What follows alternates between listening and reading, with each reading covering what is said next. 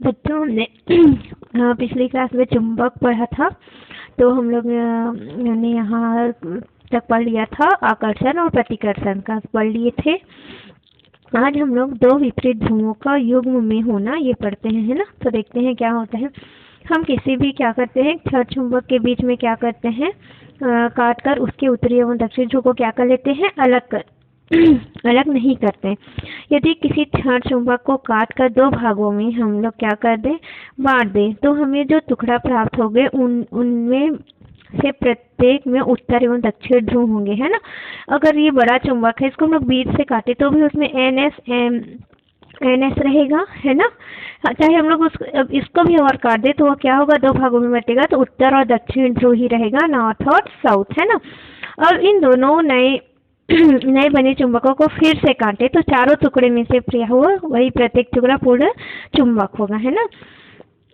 अर्थात प्रत्येक में एक उत्तर ध्रुव और एक दक्षिण ध्रुव होगा, है ना। इस प्रकार चुंबक को हम लोग चाहे चुंबक के हम लोग कितने भी टुकड़े करें तो वो क्या रहेगा, उसमें जो दोनों ध्रुव है वो क्या रहेंगे, हमेशा रहेंगे, विद्यमान रहेंगे। तो इससे क्या हो, स्पष्ट हो जाता है कि जो अगर किसी चुंबकीय पदार्थ को सबसे छोटा कण अर्थात परमाणु में भी परमाणु भी वास्तव में एक पूर्ण चुंबक होता है, जिसका एक सिरा उत्तर ध्रुव और दूसरा क्या होता है, दूसरा सिरा दक्षिण ध्रुव होता है ना। जो किसी चुंबकीय पदार्थ का जो सबसे छोटा सा भी कण या परमाणु होता है वो क्या होता है, वास्तव में एक पूर्ण चुंबक, या एक सिरा उत्तरी ध्रुव और दूसरा सिरा क्या होता है, दक्षिणी ध्रुव होता है। ठीक है,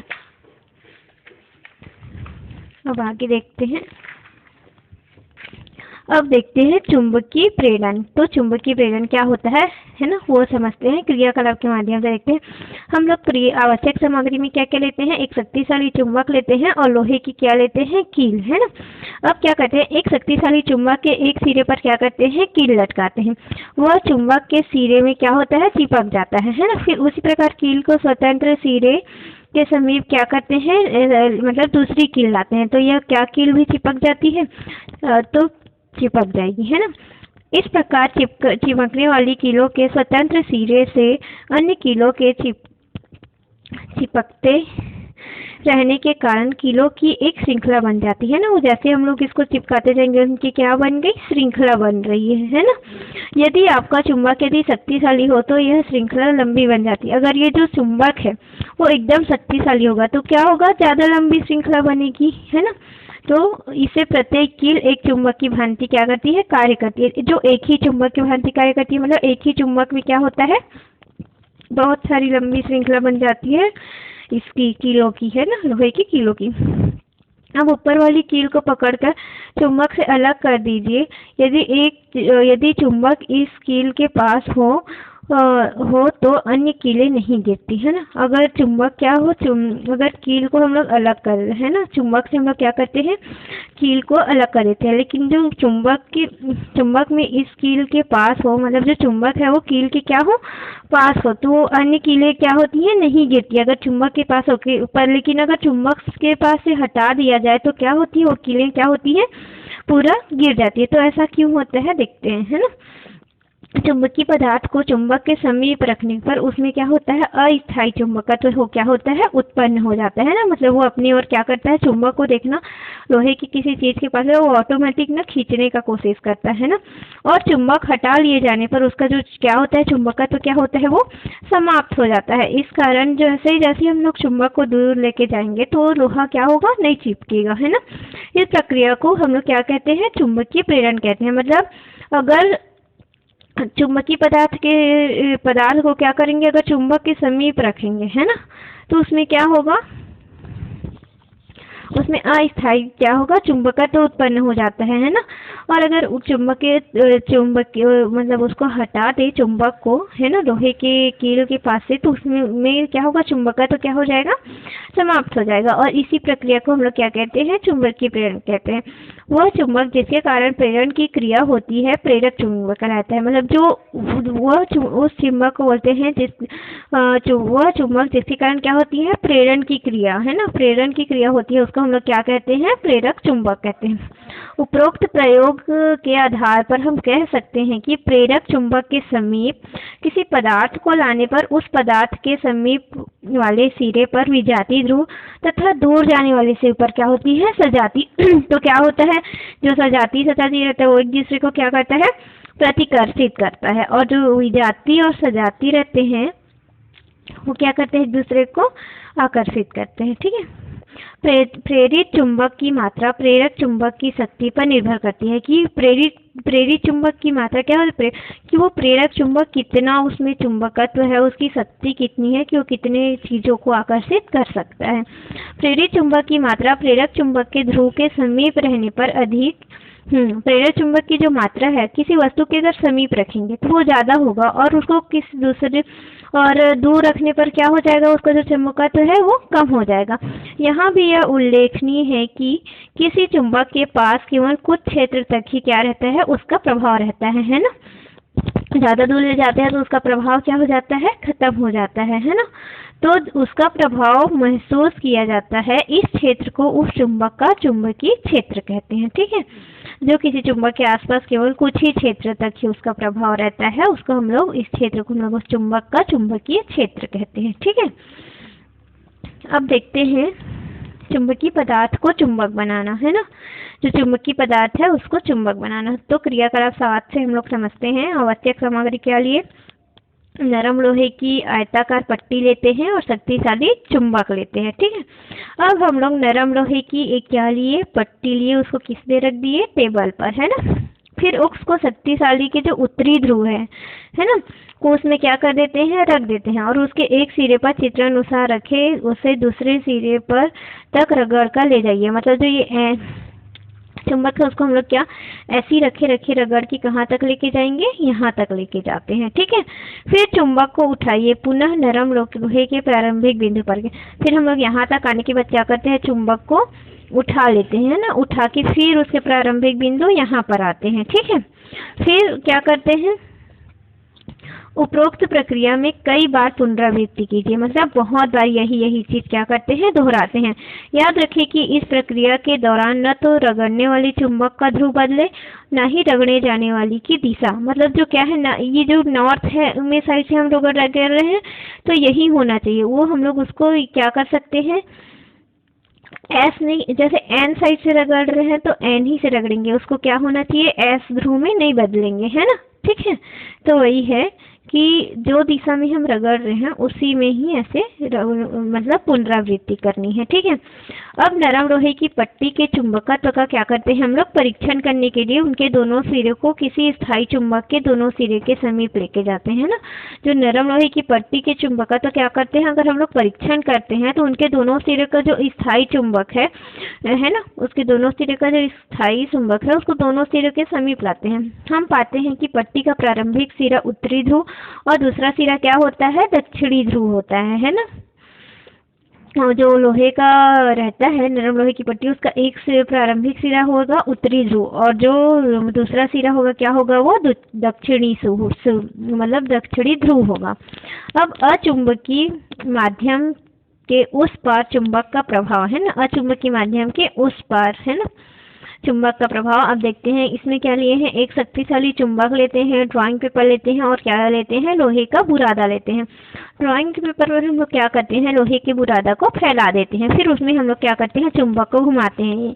फिर लकड़ी या अन्य आधुनिक अचुंबकीय पदार्थ को चुंबक और लोहे के बुरादे के बीच रखकर इस प्रयोग की क्या करते हैं हम लोग, फिर पुनरावृत्ति करते हैं। मतलब हम लोग अचुंबकीय पदार्थ रखे हैं और मतलब अचुंबकीय पदार्थ को जो चुंबक और लोहे के बुरादा के बीच जो अचुंबकीय पदार्थ है उसको हम लोग चुंबक और लोहे के बुरादे के बीच क्या करते हैं, रखते हैं। इस प्रकार की पुनरावृत्ति करते हैं। फिर चुंबक के साथ साथ लोहे के बुरादे का घूमना क्या दर्शाता है, क्या इस प्रयोग से यह निष्कर्ष निकाला है कि अचुंबकीय माध्यम में उस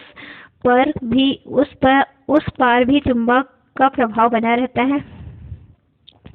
ये जो है, जैसे कि अगर बीच में हम लोग अचुंबकीय पदार्थ लाते हैं तो जो चुंबक और लोहे की बुरादे के बीच रखा है तो वो लोहे को आकर्षित करेगा क्या, नहीं, क्योंकि क्यों, उसके बीच में क्या है, अचुंबकीय पदार्थ है, तो वो आकर्षित नहीं करेगा। अब देखते हैं उचित रखरखाव के अभाव में चुंबक का नष्ट होना, है ना। अब इसको समझते हैं क्या है क्रियाकलाप 9। अब देखते हैं आवश्यक सामग्री हम लोग क्या लिए, एक शक्तिशाली चुंबक लिए हैं, लोहे की छड़ लिए हैं, हथौड़ा और लोहे का बुरादा लिए हैं। आप क्या करते हैं, लोहे के छड़ में लोहे के बुरादे को डालते हैं, फिर हम देखते हैं कि उत्तम लोहे का बुरादा जो है क्या होता है, वो नहीं चिपकता है। इस छड़ को टेबल पर इस प्रकार शक्तिशाली चुंबक से रगड़ कर उसे चुंबकित कीजिए। अब उसे लोहे के बुरादे में डालकर क्या करते हैं, निकाल लीजिए। आप देखेंगे कि लोहे का बुरादा थोड़ी मात्रा में उसके सिरे पर चिपक गया है, ठीक है, अर्थात लोहे की छड़ ने हल्का चुंबकत्व प्राप्त कर लिया। अब इसे कई बार हथौड़े से पीटकर पुनः लोहे के बुरादे में डालिए। छड़ पर लोहे के बुरादे का न चिपकना क्या दर्शाता है। अब ये हो गया, अगर हम कम शक्तिशाली चुंबक को काफी समय तक ऐसे ही पड़ा रहने दिया जाए, हम लोग जो कम शक्तिशाली चुंबक होता है उसको बहुत समय तक क्या करते हैं, ऐसे ही पड़ा रहने छोड़ देते हैं, है ना, पड़ा रहने दिया या गर्म कर दिया जाए तो पटका जाए या पीटा जाए तो उसका चुंबकत्व तो क्या हो जाता है, नष्ट हो जाता है। जैसे उसको पीटा जाए, है ना, या फिर उसको बहुत दिन तक क्या होता है, काफी समय तक ऐसे ही पड़ा रहने दिया जाए तो, और या गर्म किया जाए, है ना, और या पटक दिया जाए तो इन सब में क्या होता है, उसका चुंबकत्व तो क्या होता है, नष्ट हो जाता है। अतः स्पष्ट है कि चुंबक का उचित रख रखाव क्या है, ना होने पर उसका चुंबकत्व तो क्या हो जाएगा, नष्ट हो जाएगा। मतलब उसको अच्छे से नहीं रखेंगे, उसका रख रखाव नहीं करेंगे तो उसका चुंबकत्व तो क्या हो जाएगा, नष्ट हो जाएगा। अब देखते हैं चुंबकीय रक्षक। उपरोक्त क्रियाकलापों से स्पष्ट है कि निम्न कारणों से चुंबक का चुंबकत्व तो क्या हो जाता है, नष्ट हो जाता है। तो फर्स्ट है चुंबक को पीटने या पटकने से, चुंबक को गर्म करने से भी जो नष्ट हो जाता है, समान ध्रुवों को पास पास रखने से भी होता है, सही रख रखाव न करने से, इन सब के कारण जो क्या है, चुंबक तो क्या हो जाता है, नष्ट हो जाता है। अब इस बात का विशेष ध्यान रखा जाता है कि चुंबक का चुंबकत्व तो नष्ट ना हो, है ना। हम लोग इस चीज का ध्यान रखते हैं कि जो चुंबक है वो चुंबकत्व नष्ट ना हो। नाल चुंबक के दोनों ध्रुवों पर चिपक सकने वाले नरम लोहे की पट्टी उसके ध्रुवों पर लगा देने से उसका चुंबकत्व नष्ट नहीं होता है। जैसे कि एक क्या है, चुंबक है ना, मान लो एक चुंबक है, उस नाल चुंबक के दोनों सिरे पर हम लोग क्या करते थे, चिपकने वाली नरम लोहे की क्या चिपका देते हैं, पट्टी, जिससे उसके दोनों ध्रुवों का क्या होता है, जो चुंबकत्व है वो नष्ट नहीं होगा, है ना। अब देखते हैं कि इसी प्रकार छड़ चुंबकों के चुंबकत्व की जो है वो रक्षा करने के लिए हम लोग क्या करते हैं, दो छड़ चुंबक को असमान ध्रुवों के पास पास रखकर उनके बीच लकड़ी का क्या कर देते हैं, एक टुकड़ा रख दिए जाते हैं और सिरों पर नरम लोहे की पट्टियां लगा दिया जाता है। तो नरम लोहे की इन पट्टियों को चुंबकीय रक्षक कहा जाता है। जो नरम लोहे की पट्टियां रहती है उनको चुंबकीय रक्षक कहते हैं, क्योंकि इनके लगे होने से चुंबक का चुंबकत्व तो क्या होता है, नष्ट नहीं होता है। अब देखते हैं पृथ्वी एक चुंबक के रूप में, जो पृथ्वी है वो एक चुंबक के रूप में है ना। क्या आपने कभी भी सोचा है कि स्वतंत्रता पूर्वक लटका हुआ चुंबक उत्तर दक्षिण दिशा में ही क्यों स्थिर होता है। तो अब देखते हैं पृथ्वी इस प्रकार व्यवहार करती है जैसे वह चुंबक हो तथा जिसका उत्तर ध्रुव भौगोलिक और दक्षिण ध्रुव के पास और चुंबकीय दक्षिण ध्रुव भौगोलिक उत्तर ध्रुव के पास हो, ठीक है। मतलब उत्तर जो है उत्तर ध्रुव भौगोलिक दक्षिण ध्रुव के पास और जो दक्षिण ध्रुव भौगोलिक उत्तर ध्रुव के पास होता है। पृथ्वी के भौगोलिक उत्तर और दक्षिण दोनों को मिलने वाली रेखा तथा चुंबकीय उत्तर और दक्षिण को मिलाने वाली रेखा चुंबकीय अक्ष के बीच लगभग 17 अंश का कोण है ना।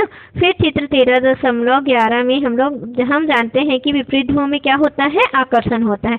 यही कारण है कि स्वतंत्रता पूर्वक लटके हुए किसी चुंबक का उत्तरी ध्रुव भौगोलिक उत्तर की ओर, जहाँ पृथ्वी के चुंबक का दक्षिण ध्रुव विद्यमान है, स्थिर होता है। वैसे भूमि में गड्ढा खोदकर किसी लोहे की छड़ को यदि कुछ दिनों के लिए उत्तर दक्षिण दिशा में रख दिया जाए तो यह देखा जाता है कि छड़ चुंबकित हो जाती है, जिसका उत्तर दिशा में रहने वाला शरीरा उत्तरी ध्रुव बन जाता है, ठीक है।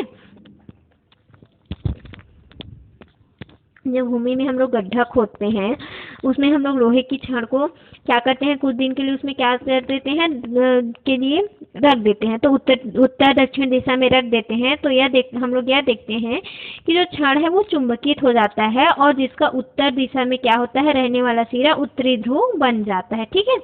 अब मनुष्यों द्वारा पृथ्वी के चुंबकत्व का अनुभव किया जाता है, परंतु पशु पक्षी इसका अनुभव करते हैं। कहा जाता है कि पक्षी जब लंबी दूरी तक प्रवास करते हैं, मतलब उड़ के जाते हैं, तब मार्ग ढूंढने के लिए वे पृथ्वी के चुंबकीय क्षेत्र का उपयोग करते हैं ना। जो पक्षी है वो पृथ्वी के चुंबकीय क्षेत्र का करते हैं, क्योंकि जो है या उत्तर है या दक्षिण है वो उसके चुंबकीय प्रभाव के कारण पता चल जाता है। अब देखते हैं चुंबक का उपयोग। दैनिक जीवन में चुंबक का उपयोग व्यापक रूपों में किया जाता है, जिनमें से कुछ नहीं, जो हमारे दैनिक जीवन में कुछ ही रूप में किया जाता है, जिनमें से कुछ नीचे दिया गया है। चुंबकों का उपयोग बुलेटिन बोर्ड, चुंबकीय खिलौने, स्टिकर्स है ना, लोहे की अलमारी इत्यादि में लगाए जाने वाले विद्युत घंटी, टेलीफोन, विद्युत जनित जनरेटर या डायनम, टेलीविजन, लाउड स्पीकर इत्यादि में होता है ना। जो ये सब है उनमें चुंबकों का क्या होता है, उपयोग होता है। वैसे ही दूसरा है, सामान्यतः लोहे के कण आँखों में चले जाते हैं, तो जाने पर चिकित्सक उसे निकालने हेतु विद्युत चुंबक का, हाँ वैसे जैसे अपने आँख में लोहे का वो चले जाता है तो हम लोग किसका उपयोग करते हैं, विद्युत चुंबक का। जो डॉक्टर है उन लोग उपयोग करते हैं। कई धातुओं के अयस्कों में से लौह अयस्क को चुंबक द्वारा अलग किया जाता है। कई धातुओं में जो अयस्क होते हैं उसमें से जो लौह अयस्क है उसको चुंबक के द्वारा अलग करते हैं। वैसे चुंबकीय कॉम्पॉक्स बनाना चुंबक का सबसे महत्वपूर्ण उपयोग है, जिससे हवाई जहाज एवं जलपोत इत्यादि में दिशा जानने हेतु ये जो चुंबक है, चुंबकीय कॉम्पॉक्स है, वो हवाई जहाज वाले लोगों को, जो जलपोत मतलब जो समुद्र में रहते हैं वो सबको मतलब दिशा जानने के लिए हम लोग करते हैं। लोहे की भारी वस्तुओं जैसे लोहे की छड़ इत्यादि को उठाने के लिए क्रेन में भी विद्युत चुंबकीय का उपयोग किया जाता है। जो लोहे की भारी वस्तुओं उसमें जो उसको उठाने के लिए भारी वस्तुओं का हम लोग क्या करते हैं, उपयोग करते हैं, है ना, जो विद्युत चुंबक का उपयोग करते हैं। अब इसका आंसर आप लोग लिख के भेजोगे और ये हमने सीखा है उसको एकदम अच्छे से पढ़ लोगे और सबका उत्तर लिख के मेरे को ग्रुप में भेजोगे, है ना। ठीक है, फिर कल हम लोग दूसरा पार्ट पढ़ेंगे। आप लोग इसको पूरा बना के भेजना मेरे को।